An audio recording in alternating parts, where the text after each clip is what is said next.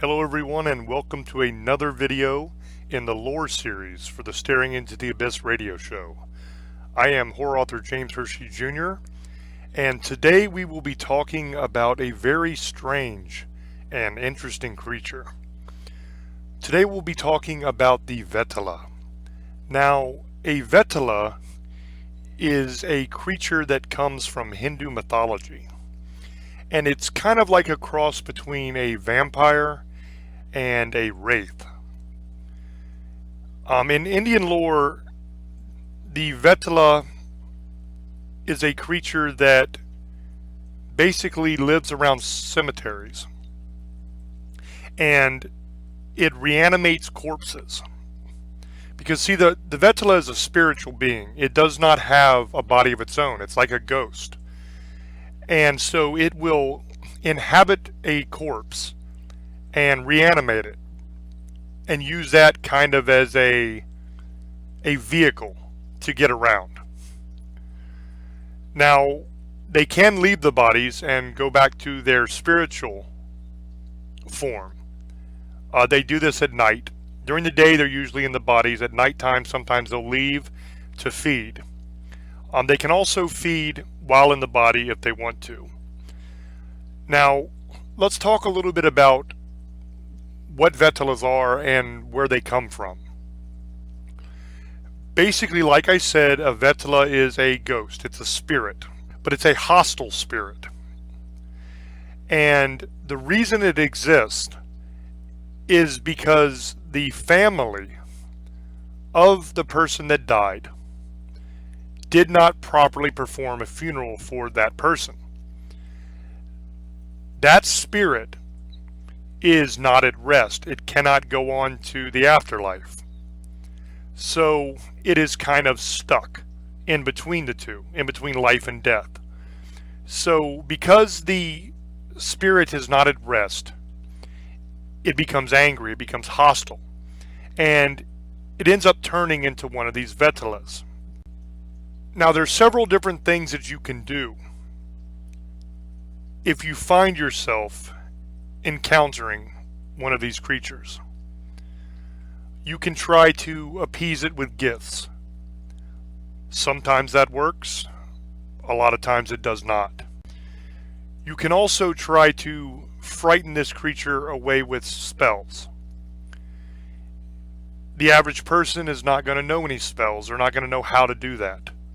Or if you're somebody that isn't into magic, then you don't know the proper spells to get rid of this creature. I would find myself in that category. I don't mess around with magic. I don't know what spells I would have to use to try to scare this thing away. And also, the spells are not always going to scare it away. Sometimes it will, sometimes it won't. Something that almost always works is to perform the funeral rites properly that were not done when the thing first died, when it was a human, lived and died.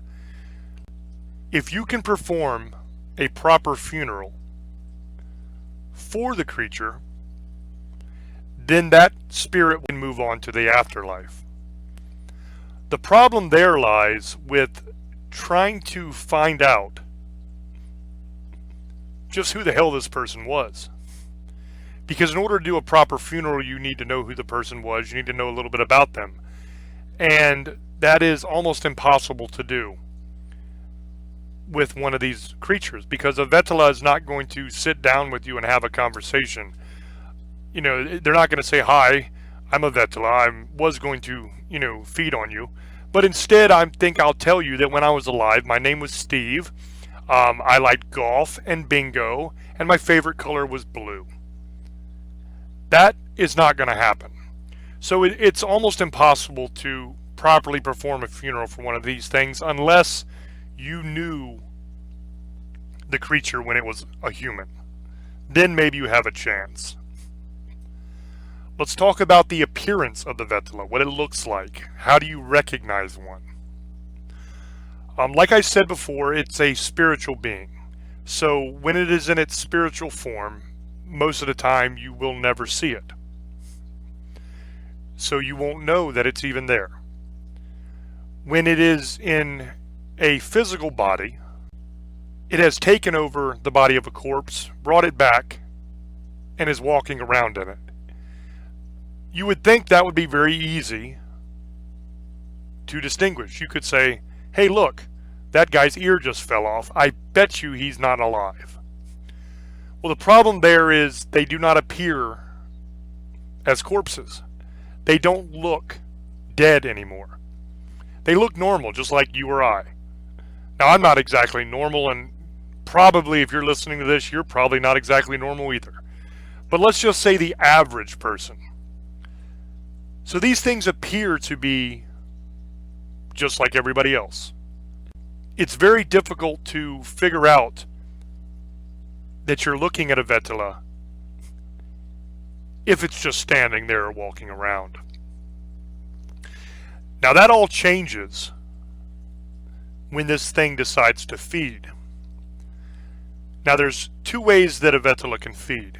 It can either feed while it's in the corpse, or it can leave the corpse at night, and it can feed when it's in its spiritual form. Now if it's in its spiritual form, then you'll be able to see it when it's feeding. So it'll be pretty easy to see that there is a ghost drinking your blood, or drinking the blood of somebody else. So that's kind of a no-brainer. It's pretty simple to figure that out. When it is in the form of the corpse, when it is inhabiting the dead person and appears to be a normal human, when it feeds that way, it's also easy to spot. The reason for that is that it changes. It does not look like a normal human being any longer. What happens to a Vetala when it goes to feed while it's inhabiting a corpse is the teeth of the creature become longer and very, very sharp and pointed. It's not like a vampire where it just has the two canines that grow. All of the teeth get longer, sharp, and pointed. They look like little daggers in the mouth. Also, you can tell by the eyes. The eyes no longer look like normal human eyes.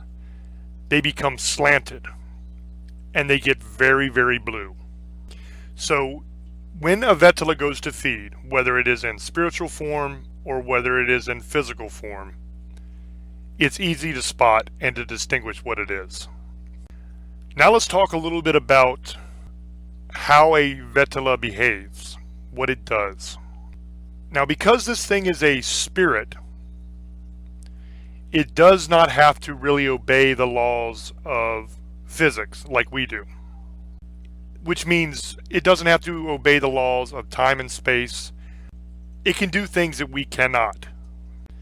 And it has knowledge that it should have no business knowing. They know about the past. They know about what's going on right now in the present. And they know about the future. They also have a very good understanding of human nature. So it is very easy for one of these creatures to manipulate you and to make you do what it wants you to do.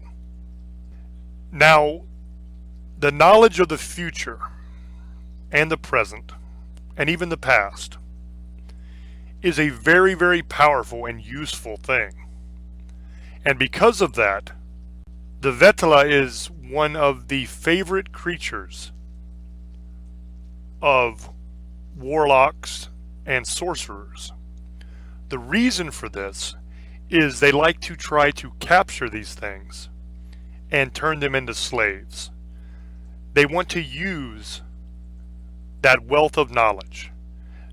They want to use it to find out things about their enemies, to find out things that happened in the past that they have no other way of knowing. And they want to use these things to tell the future. So what they will do is they will capture them and they will make them do their bidding through spells. Now you might think that's a pretty good deal. for the sorcerer. But just because a Vetala is enslaved and must do your bidding does not mean that this creature is powerless. It still has power, and it can still mess up your life. Now, some of the things that a Vetala will do, if you have captured it, is it will cause you to go crazy. It causes madness. It manipulates your brain and makes you nuts, basically.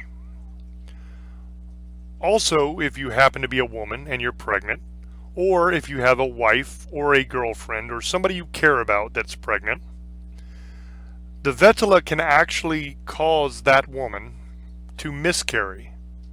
It will actually kill the child inside of her. These things are nothing to be messed around with. Now let's talk a little bit about where you can find a Vetala, where they live. I said earlier that they like to hang around cemeteries. That's kind of where they live. And they usually live inside of stones that are found in cemeteries or around cemeteries. Now, the Hindu lore states that you can distinguish the stone that a Vetala is living in because, and this is the exact wordage, they are red painted stones. Now, I'm not exactly sure if they are actually physically painted. I don't think anybody's out there painting rocks red that have Vetalas inside of them. I think what they're saying there basically is that the presence of the Vetala will cause the rock to turn red. So if you're looking for one of these things, you're going to find it inside of a red rock. But I honestly would suggest that you do not look for them, because I wouldn't want to find one. And the reason is because they're very, very dangerous. Let's talk about some of the strengths, the powers, so to speak, that a Vetala has. First of all, a Vetala can really mess with your mind, like I was saying. They can manipulate your mind. They can cause you to do what they want you to do. They can make you go crazy. They also cause paralysis. Now, how they do that is through the bite. When a Vetala bites you, there is venom that comes into the bite from their mouth. This venom will almost instantly paralyze you. Over time, it will actually knock you unconscious. You'll be out cold. Now, you going unconscious does not depend on how many times you're bit, because the Vetala will only bite you once. Because the venom paralyzes you, they are free to feed at their leisure. They can drink as much as they want. When they have had their fill, they simply leave, because you're powerless. You can move. And eventually, after enough time passes after the bite, you're unconscious. You wake up, this thing is gone. Vetalas also have almost superhuman strength. They are extremely strong. They are so strong that they can easily overpower even the strongest human. So you have really no hope or no chance of overpowering one of these things in a hand-to-hand kind of situation. Now, they do have weaknesses, and that leads us to the ultimate question, the million-dollar question. How do you kill one? Because we talked earlier about, trying to appease it with gifts, casting spells to scare it and try to make it leave, or performing the funeral rites to try to put it at rest. But the majority of the time, what you really need to know is how to kill this thing. Because if you're ever face to face with one, if you're ever dealing with one where you have to figure out what to do, That's very good knowledge to have. So, this is how you kill a Vetala. You can kill a Vetala with a silver knife. Now, it's not one of those situations where if you just scratch it with silver, it dies. You can't nick it, you can't just stab it anywhere.